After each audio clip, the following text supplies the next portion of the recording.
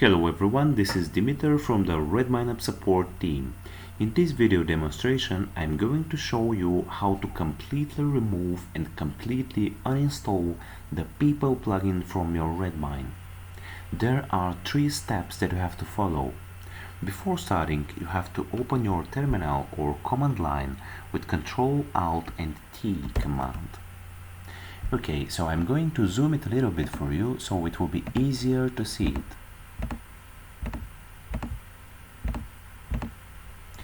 Okay. Now you have to change your core Redmine directory to the Redmine folder. The core Redmine folder, which in my case it is Redmine 5.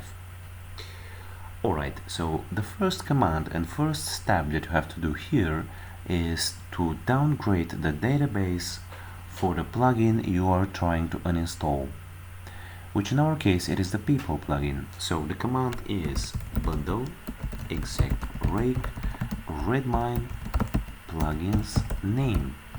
So in the name here you have to put Redmine People. Okay, so we continue version 0 Rails have production.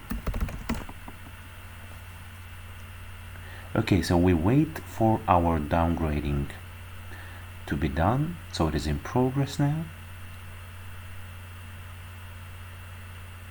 Okay, so it has just finished, and the second step that you have to do is to remove the plugins folder itself.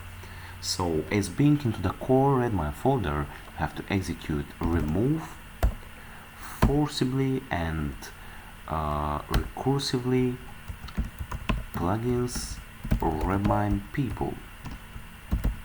So this command will remove the People plugins folder.